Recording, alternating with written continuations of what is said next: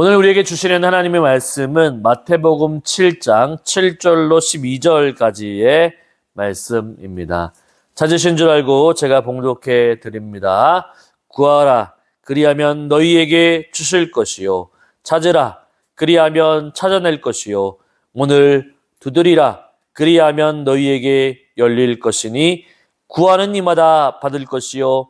찾는 이는 찾아낼 것이요. 두드리는 이에게는 열릴 것이니라. 너희 중에 누가 아들이 떡을 달라 하는데 돌을 주며 생선을 달라 하는데 뱀을 줄 사람이 있겠느냐? 너희가 악한 자라도 좋은 것으로 자식에게 줄 알거든. 하물며 하늘에 계신 너희 아버지께서 구하는 자에게 좋은 것으로 주시지 않겠느냐? 그러므로 무엇이든지 남에게 대접을 받고자 하는 대로 너희도 남을 대접하라. 이것이 율법이요 선지자니라. 아멘. 오늘은 기도의 원리, 구하고 베푸는 삶이라는 제목을 함께 은혜를 나누기를 원합니다. 여러분, 신앙생활이라고 하는 것은 무엇을 말하는 것일까요? 아마도 예배를 드리는 것, 또 주님께 기도하는 것, 말씀을 가까이 하는 생활이 바로 신앙생활일 것입니다. 이 신앙생활이라고 하는 것은 하나님을 믿는 믿음으로 살아가는 생활을 뜻하죠. 그런데 거기에서 가장 기본적인 것이 있다고 한다면 말씀, 기도, 찬양 중에서는 바로 오늘 본문에 나오는 기도라고 말할 수 있습니다. 신약 성경을 보면 예수님이 기도하는 모습을 자주 보게 됩니다. 예수님은 항상 기도하셨습니다. 제자들과 함께 계실 때에도 기도하셨고, 또한 따로 저들과 함께 멀리 떨어져서 기도하실 때도 있었습니다. 또한 십자가에 달리실 때에도 예수님은 기도하심으로 고난을 준비하셨죠. 바로 기도라고 하는 것은 바로 성도의 기본 생활입니다. 뿐만 아니라 기도하는 사람은 기도로만 끝나는 것이 아니라 바로 기도의 삶, 바로 이제 이웃에게 선을 행하고 또한 먹을 것을 나눠주며 선을 베푸는 삶까지 나아간다라고 하는 거죠. 바로 주님은 기도로만 끝나는 것이 아니라 주님 앞에 놓여있는 고난까지 담당하셨죠. 바로 기도하는 사람은 하나님의 마음을 알기 때문에 잃어버린 영혼들에게까지도 복음을 전하고 잃어버린 영혼에 대한 사랑이 넘칩니다. 뿐만 아니라 어려운 사람들이 있으면 도와주고 선을 베푸는 삶을 살아가죠. 바로 이것이 바로 기도자의 삶의 모습입니다. 오늘은 우리가 어떻게 기도할 것인가?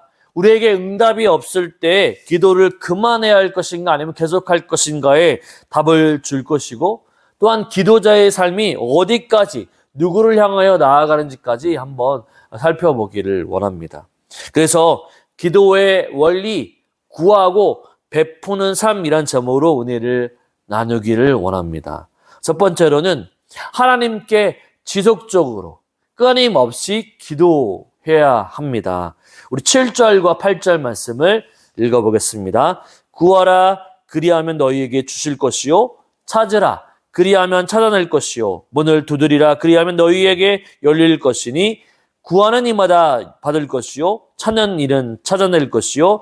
두드리는 이에게는 열릴 것이니라. 아멘. 오늘 본문 7절과 8절은 기도와 관련된 이야기를 하고 있습니다. 바로 구하라, 찾으라, 문을 두드리라 라고 하는 명령을 통해서 단회적이고 일회적인 기도가 아니라 계속적으로 지속적인 기도를 해야 할 것을 우리에게 명령해 주고 있습니다. 주님은 제자들에게 명령하고 있죠. 계속 기도해야 한다라고 하는 거죠. 여러분, 먼저 구하라라고 하는 단어는 요청하다, 질문하다라고 하는 뜻을 가지고 있습니다. 우리가 필요한 것을 하나님께 요청을 하게 되면 바로 주실 것이다라고 하는 거죠. 이 주신다라고 하는 단어는 주다, 선사하다라고 하는 뜻을 가지고 있습니다. 우리가 하나님께 무엇인가를 요청하게 되면, 구하게 되면 하나님은 그것을 우리에게 선사해 주시고 베풀어 주신다라고 말씀해 주는 거죠. 여러분 믿으십니까? 기도하면요, 신실하신 하나님이 우리에게 요청한 대로 우리의 기도의 제목 가운데 응답해 주십니다. 그래서 8절에서 이런 말씀이 있죠. 구하는 이마다 받을 것이요 라고 말씀합니다. 이 말씀은 지속적인 행동을 나타내는 거죠. 계속적으로 구하게 될 때 결국에는 받게 될 것이다 라고 하는 뜻을 가지고 있습니다. 여러분, 우리의 신앙생활 가운데 가장 중요한 것이 바로 기도입니다. 기도는 영적인 호흡과 같다고 말할 수 있습니다. 우리가 매일 호흡하잖아요. 우리가 매일 호흡하지 않으면 사람은 어떻습니까? 죽죠. 마찬가지로 우리의 영혼이 기도하지 않으면 어떻게 됩니까? 바로 죽은 것과 같다고 말할 수 있습니다. 죽는 거죠. 그래서 선지자 사무엘은 사무엘 12장 23절에서 이렇게 얘기하죠. 나는 너희를 위하여 기도하기를 쉬는 죄를 여호와께 결탄코 범하지 아니하고 선하고 의로운 길을 너희에게로 가르칠 것인지라고 고백합니다. 기도하기를 쉬는 죄를 결코 범하지 않겠다라고 합니다. 또한 데살로니가 5장 17절에서 사도 바울 이렇게 고백하죠. 쉬지 말고 기도하라라고 권면하고 있습니다. 여러분, 기도가 중요합니다. 믿으시죠? 왜 기도가 중요할까요? 바로 기도는 하나님과 교제이기 때문입니다. 여러분 한번 생각해 보십시오. 여러분 연애할 때를 생각해 보십시오. 누군가를 만나고 사귀게 되면, 연애를 하게 되면 매일 전화를 하고 매일 카톡을 하고 매일 또는 매주마다 만남을 가지고 데이트를 하게 되죠. 서로 보고 싶어서 전화하고 만나고 끊임없이 생각합니다. 바로 그런 때가 연애의 시절이죠. 바로 기도가 마치 그런 것이라고 말할 수 있습니다. 하나님과 우리 사이가 마치 그런 거죠. 연인 관계의 사이라고 하는 거죠. 매일 보고 싶어서 전화를 할 수 없으니 이제 하나님을 보고 싶어서 기도합니다. 하나님의 음성, 하나님의 목소리를 듣고 싶어서 기도하죠. 하나님의 생각을 헤아려 보고 싶어서 기도합니다. 하나님께 내 마음을 하소연하려고 기도하죠. 내가 지금 무엇이 필요한지, 내가 지금 어떤 문제로 실험하고 있는지를 고백하고 상담하는 거죠. 바로 이것이 바로 교제이고 기도입니다. 저는 매일 아들과 대화하는 것을 중요하게 여깁니다. 아들이 꿍하고 있으면 제 마음이 아프죠. 그래서 아들의 기분과 감정을 파악하려고 또 아침마다 물어보기도 합니다. 어려운 것은 없는지, 생활에 힘든 것은 없는지 물어보죠. 그러면 피곤해서 말하기 싫다고 하면 왠지 저의 기분이 상합니다. 그러면 저도 말하기 싫죠. 만약 우리 하나님은 어떠실까요? 하나님은 우리가 기도하지 않아도 우리의 필요한 모든 것들을 다 알고 계시는 분이 우리 하나님 아버지이십니다. 그런데 하나님은 우리와 교제하기 원하셔서 사랑하는 자녀와 이야기하고 싶어서 자녀의 마음을 알고 싶어서 기도하라고 말씀해 주시는 거죠. 우리는 참으로 연약한 존재입니다. 하루하루 우리의 힘으로는 살아갈 수 없는 존재가 우리입니다. 우리는 지혜와 지식으로 이 세상을 살아갈 수 없습니다. 세상의 사람들로부터 유혹을 당하고 사기를 당하고 괴롭힘을 당하고 왕따도 당합니다. 이 인생에서 내가 해결하지 못하는 문제들도 많습니다. 자녀의 문제도 그렇고 이 부부의 문제도 그렇습니다. 시댁과의 관계, 이 직장에서 승진의 문제, 사람들과의 관계 문제, 돈의 문제. 이 세상에는 내 힘으로 해결하지 못하는 문제들이 너무나 많다라고 하는 거죠. 주님은 그래서 우리들에게 하나님께 구하라라고 말씀해 주십니다. 근심과 걱정할 필요가 없다. 오히려 근심과 걱정할 시간에 기도하라라고 하십니다. 하나님은 분명히 우리의 문제, 우리의 근심거리들, 우리의 필요를 구하는 대로 반드시 응답해 주시는 분이십니다. 믿으시죠? 여러분, 기도하면서 의심하지 마십시오. 하나님은 믿음의 대상, 신뢰의 대상이지 바로 의심의 대상이 아닙니다. 하나님은 가장 신실하시고 선하시기 때문에 우리가 기도하는 것을 들어주십니다. 여러분의 사소한 문제들, 걱정거리들까지도 기도하게 되면 하나님은 하나하나 기억하시고 응답해 주시죠. 뿐만 아니라 구한 다음에 찾아야 라고 말씀합니다. 찾으라. 이 찾으라 또 찾으라도 또한 구하라도 마찬가지로 이 기도를 강조하는 말씀이죠. 찾으라 라고 하는 단어는 바로 구하다, 바라다 라고 하는 뜻을 가지고 있습니다. 또한 찾아낼 것이요 라고 하는 뜻은 찾다, 만나다 라고 하는 뜻을 가지고 있습니다. 바로 구하고 바라는 것을 찾게 되면 찾게 되고 곧 만나게 될 것이다 라고 얘기하는 거죠. 예. 끊임없이 하나님을 구하고 찾게 되면 나중에 분명히 만나게 될 것이다, 찾게 될 것이다 라고 얘기합니다. 여러분, 기도는 하나님의 뜻을 찾는 것이죠. 우리가 기도하면서 제일 답답한 부분이 무엇일까요? 바로 우리의 문제와 정답을 알지 못할 때가 있습니다. 문제의 정답을 알지 못할 때 우리는 대단히 바로 갑갑하다, 답답하다라는 느낌이 있습니다. 우리 고난을 제일 많이 받은 사람이 있다고 한다면 욥을 생각해 볼 수 있겠죠. 욥은 하나님께 칭찬을 받은 사람입니다. 믿음이 있는 사람이고 의인이었습니다. 하나님이 그에게 복을 주셨죠. 그런데 어느 순간에 사탄이 찾아와서 그를 괴롭힙니다. 예, 자녀도 죽게 만들고 또 부와 재물도 싹 없어지게 만들고 자기 자신에게 육체적인 질병도 오게 되죠. 그럴 때 하나님께 질문합니다. 왜 나에게 이런 질병이 있는지 그는 되묻죠. 요나를 생각해 보십시오. 요나는 선지자입니다. 그런데 하나님이 바로 이스라엘의 적과 같이 생각하는 니느웨에 가서 복음을 전하라고 했을 때 바로 니느웨는 그 정답을 몰랐던 것이죠. 그래서 답답해했습니다. 바울을 보십시오. 바울도 육체적인 질병이 있었습니다. 육체적인 질병을 위해서 3번씩이나 기도했죠. 여러분 생각해 보십시오. 바울 자신의 질병을 위해서 3번밖에 기도하지 않았을까요? 무수히 많은 기도를 했을 것입니다. 그런데 하나님의 응답이 없는 거죠. 그래서 어느 순간 하나님께 기도했더니 하나님이 얘기하시는 거죠. 내 은혜가 내게 족하도다 라고 말씀하시면서 하나님의 능력이 바로 약한 데서 온전하여 집니다라고 말씀해 주시는 것을 깨닫게 되었습니다. 인생의 문제, 답답하고 이 해결책이 무엇인지 답답할 때, 기도할 때 응답이 없지만 그러나 기도하게 될 때 하나님 분명히 응답해 주신다라고 하는 거죠.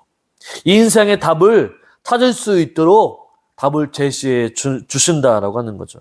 여러분 인생의 문제에 답을 찾지 못하게 될 때 계속적으로 기도해 보시기를 바랍니다.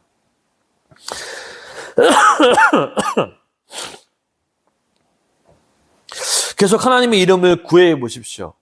그렇게 하나님의 뜻을 찾게 될 때 분명히 하나님께서 그에 대한 응답을 베풀어 주십니다. 저도 그랬죠. 개척이냐 청빙이냐 고민했을 때 개척은 정말 힘든 길입니다. 누구나 가기 싫어하는 길이죠. 그런데 하나님께서 개척에 대한 마음을 저에게 주셨습니다. 바로 힘든 길이지만 기쁜 마음으로 하고 있습니다. 저는 개척의 길을 가면서 하나님이 바로 인도하시는 길이구나라고 하는 것을 깨닫죠. 그리고 바로 주님이 부르신 길이기에 그분이 반드시 책임져 주실 것이다 라고 하는 믿음도 있습니다. 그렇기 때문에 우리 인생에 우리가 답을 찾지 못할 때 계속적으로 찾게 되면 하나님은 분명히 응답해 주시죠. 또한 주님은 기도에 대해 가르치시면서 문을 두드리라 라고 말씀해 주십니다. 이 문을 두드린다 라는 단어를 통해서 우리는 문이 열려져 있는 것이 아니라 닫혀져 있다라고 하는 것을 볼 수 있습니다. 문이 닫혀져 있습니다. 이 닫혀져 있는 문을 열려면 어떻게 해야 됩니까? 예, 문을 계속 두드리는 수밖에 없다라고 하는 거죠. 왜 계속 두드려야 할까요? 안에 있는 사람이 바로 들을 수 있도록, 뭘 수 있도록 계속 두드리는 것입니다. 그러면 분명히 열리게 된다라고 주님은 말씀해 주시죠. 예, 지금 같으면 모르는 사람이 문을 두드리면 열어주지 않겠지요. 지금처럼 초인종이 있으면 벨만 누르면 알아서 다 안에서 알아듣고 열어주니까 문을 두드릴 필요가 없을 것입니다. 그런데 성경 시대에는 바로 문을 두드릴 때 누군가 찾아왔구나라고 하는 것을 알았습니다. 우리는 기도하면서 답답함을 느낄 때가 있습니다. 왜 하나님이 기도하는데 들어주시지 않으시는지라고 생각할 때가 많다라고 하는 거죠. 특별히 부모와 자녀와의 관계, 또한 가족과 이웃들의 구원의 문제에 있어서 하나님이 내가 열심히 또 오랫동안 기도했는데 왜 그들의 구원을 놓고 기도하는데 하나님 절박한 그 기도의 제목에 왜 응답하시지 않을까라고 의심이 들 때가 많다라고 하는 거죠. 자녀들의 구원의 문제, 부모의 구원의 문제를 놓고 1년, 5년, 10년, 20년 많은 기간 동안 기도하는 사람들이 있습니다. 그래서 어느 순간에는 응답이 없을 때 이제 그만두어야 되겠다라고 생각하시는 분들도 있습니다. 간절한 기도의 제목인데 왜 하나님이 들어주시지 않는가라고 하는 생각이 들 때가 있죠. 그런데 오늘 계속 두드려 보십시오. 하나님은 분명히 응답하심을 우리에게 주십니다. 어떤 때는요, 하나님의 시기와 때가 맞아야 할 때 응답이 있을 때가 있습니다. 또한 어떤 때는요, 우리에게 너무나도 위험하기 때문에, 또한 유혹에 넘어가기 때문에 하나님이 그 답을 주시지 않을 때가 있다라고 하는 거죠. 하나님은 우리의 가장 좋은 아버지이시기 때문에 우리가 가장 좋은 때에, 가장 알맞은 때에 바로 응답해 주시는 분이십니다. 그렇기 때문에 우리에게 끊임없이 계속적으로 응답이 있을 때까지 문을 두드리라라고 얘기하고 있는 거죠. 여러분, 얼마나 문을 두드리셨습니까? 1년, 2년, 아니면 5년, 10년? 여러분, 연수와 계산하지 마시고 끊임없이 바로 문을 두드리시기 바랍니다. 구하는 자에게, 찾는 자에게, 문을 두드리는 자에게 주님은 분명히 응답해 주십니다. 그래서 끊임없이 기도함으로 나아갈 수 있는 저와 여러분이 되시기를 주님의 이름으로 축원을 드립니다. 아멘. 둘째로는 기도하는 자에게 알아야 할 것은 무엇이냐면 하나님은 가장 좋은 선물을 주신다라고 하는 거죠. 우리 9절부터 11절까지 한 말씀을 읽어보겠습니다. 너희 중에 누가 아들이 떡을 달라 하는데 돌을 주며 생선을 달라는데 뱀을 줄 사람이 있겠느냐. 너희가 악한 자라도 좋은 것으로 자식에게 줄 알거든. 하물며 하늘에 계신 너희 아버지께서 구하는 자에게 좋은 것으로 주시지 아니하겠느냐. 아멘. 주님은 이제 구하는 자에게 좋은 것을 주시는 하나님을 설명해 줍니다. 어떤 아버지에게 아들이 있었습니다. 이 아들이 아버지에게 떡을 달라고 합니다. 아마도 배고프기 때문에, 굶주려 있기 때문에 배가 고팠을 것입니다. 그래서 허기진 배를 채우기 위해서 떡을 달라 하는 것이죠. 이 누구든지 악한 부모라 하더라도 자녀가 허기진 배를 채우기 위해서 떡을 달라고 하면 안 줄 사람이 어디 있을까요? 떡 대신 비슷한 돌을 줄 사람이 어디 있을까요? 또한 생선을 달라고 하는데 생선과 비슷한 뱀을 줄 사람이 어디 있을까요? 아마도 없을 것입니다. 그렇습니다. 악한 부모도 자식에게 좋은 것을 주려고 하는데 이제 하늘 아버지께서 그 자녀들에게 좋은 것을 주시지 않겠느냐라고 말씀해 주십니다. 예수님은 지금 무엇을 말씀하고 있는 것일까요? 하나님께 기도하는 자, 간구하는 자에게 하나님은 우리에게 가장 좋은 것, 가장 좋은 선물을 주시는 분임을 기억하라고 하는 거죠. 이 9절부터 11절의 핵심은 무엇입니까? 바로 하나님 아버지는 어떤 분이라고요?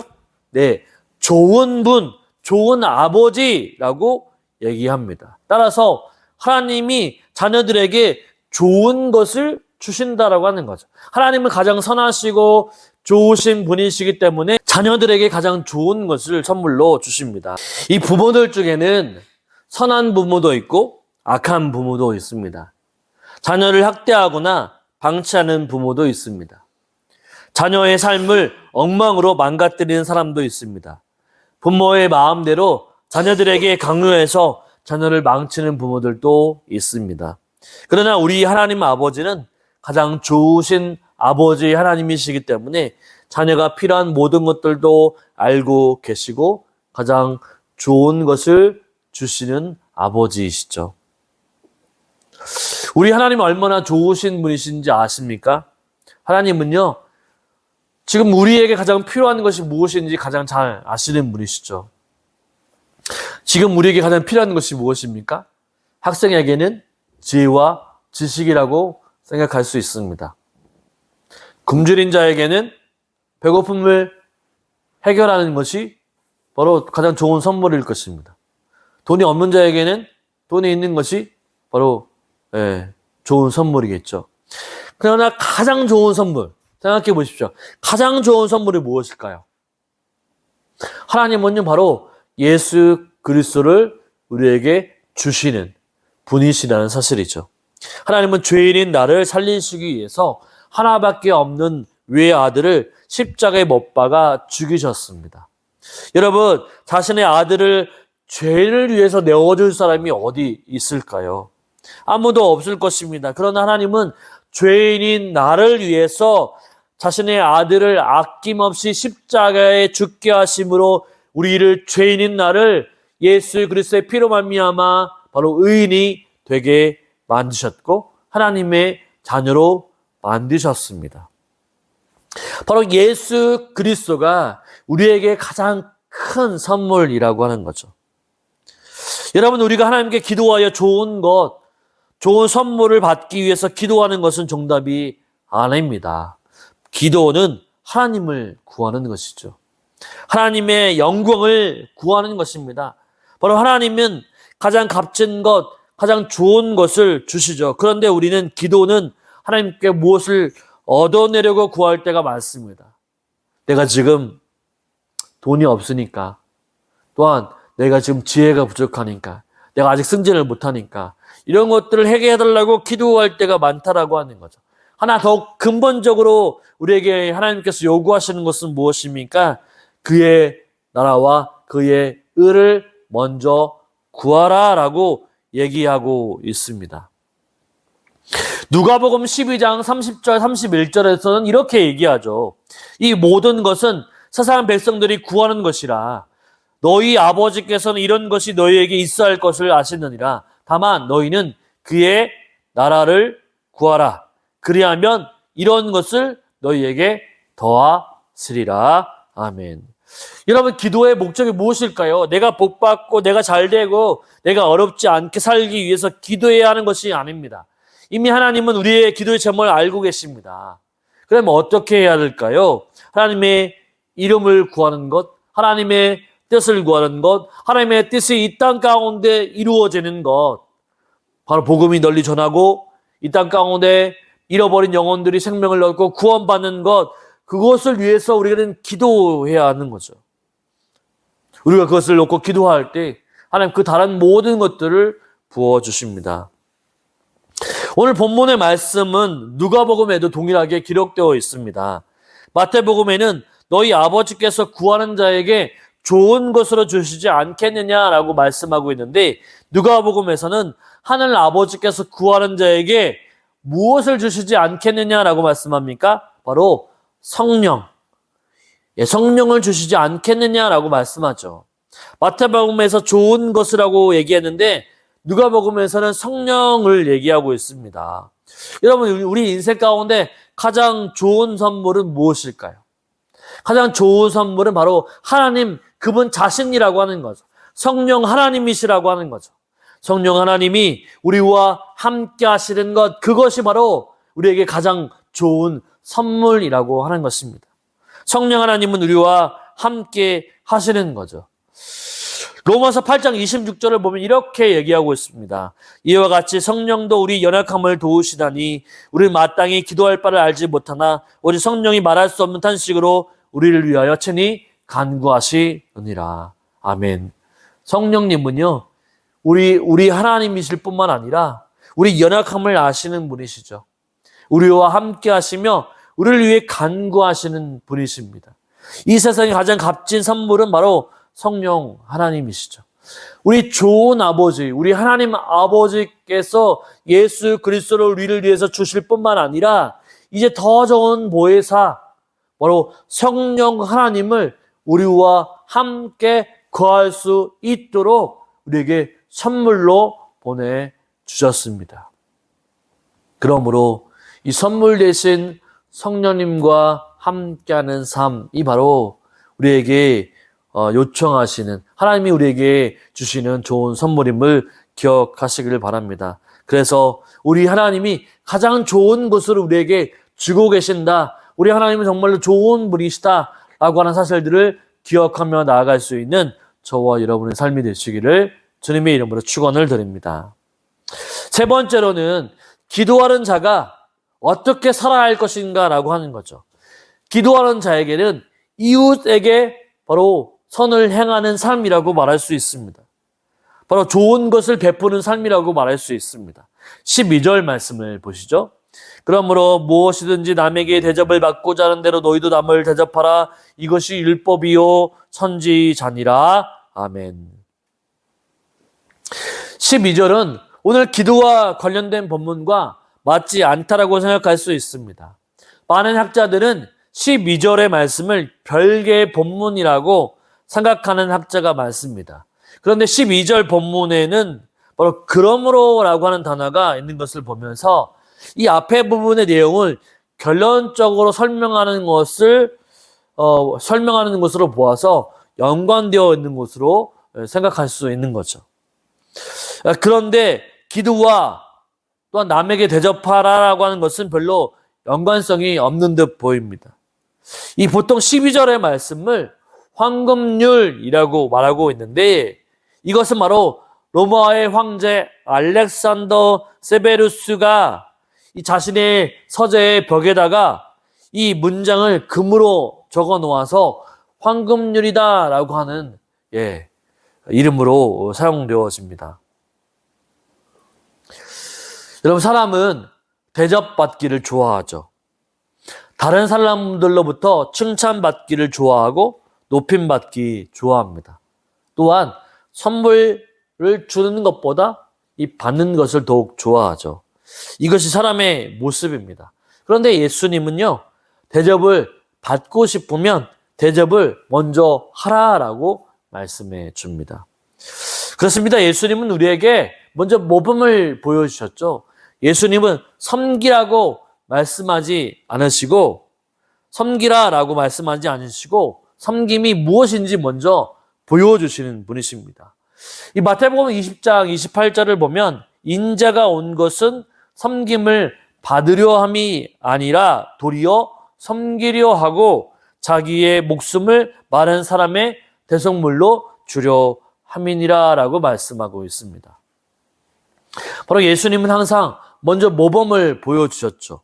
우리도 남에게 대접을 받고 싶으면 먼저 남을 대접해야 한다라고 하는 거죠. 생각해보면 우리는 예수님으로부터 먼저 대접을 받은 자입니다. 여기서 대접이라고 하는 단어는 어떤 음식을 나눠주는 것, 음식을 베푸는 그런 대접이 아니라 행하다라고 하는 뜻을 가지고 있습니다. 남에게 행한 대로 받고자 원하거든 남에게 먼저 행하라라는 말씀입니다. 대접이라고 해서 거창하게 음식을 차려놓는 것이 아니죠. 바로 우리는 하나님이 우리에게 먼저 은혜를 베풀어 주셨습니다. 내가 먼저 은혜 받은 자이기 때문에 이제 은혜 받은 대로 남에게 은혜를 베풀 수 있는 사람이 되어야 한다라고 하는 거죠. 기도함으로 우리가 하나님의 은혜를 충분히 받은 우리가 이제 남에게 대접을 받으려고 하는 것이 아니라 남을 대접하는 데까지 먼저 나아가야 함을 우리 주님은 얘기해 주고 있습니다. 그렇기에 우리가 가장 위대하신 하나님을 섬기는 자라고 한다면 하나님의 뜻대로 이웃을 위해 대접하고 섬기는 자가 되어야 합니다. 신앙인의 삶은 나만 구원받고 나만 복보다 잘 먹고 잘 사는 것에 있지 않습니다. 하나님은 나를 위해서 하나밖에 없는 유아들을 십자가에 내어주셨습니다. 바로 죄인은 나를 위해서 하나님께서는 우리를 위해서 아무것도 바라지 아니하시고 우리를 대접해 주시고 행하신 것이죠. 왜 그렇게 하셨냐면 우리를 사랑해 주셨기 때문입니다. 바로 저를 사랑하기 때문이죠. 저를 영원한 멸망에 두시지 않으려고 우리를 먼저 가장 사랑하시는 분이 우리를 구원해 주셨습니다. 그렇다면 우리 이렇게 생각할 수 있죠. 하나님은 나만 사랑하시는 것일까? 아니라고 하는 것입니다. 바로 이 세상의 모든 사람들을 바로 사랑하고 계시고 그 사랑을 표현하고 계시는 분이 우리 하나님이시죠. 그래서 하나님은 우리에게 먼저 구원의 은혜를 믿는 자에게 은혜를 베푸신 다음에 너희들도 먼저 대접을 받는 자가 아니라 대접을 섬기는 자들을 통하여 바로 이웃들에게 그 예수님의 사랑과 섬김을 보여줄 수 있는 자가 되라고 말씀해 주고 있는 것입니다. 우리는 먼저 대접받는 자리에 앉아있는 자가 아닙니다. 바로 하나님이 우리를 먼저 들어서 은혜 베풀어 주시고 사랑해 주셨기에 이제 섬김의 자리가 아닌 섬김을 베풀 수 있는 자리로 나아가야 한다라고 하는 거죠. 여러분, 기도하는 자는 이렇게 대접을 받는 자가 아니라 대접을 베풀 수 있는 자가 되어야 한다는 사실들을 기억하시기를 바랍니다. 그래서 나만 혼자 살아가는 것이 아니라 내가 기도만으로 끝나는 것이 아니라 이 기도의 은혜를 말미암아 대접을 다른 사람들을 위해 더 대접하고 섬기며 행할 수 있는 저와 여러분의 삶이 되시기를 주님의 이름으로 축원을 드립니다. 아멘.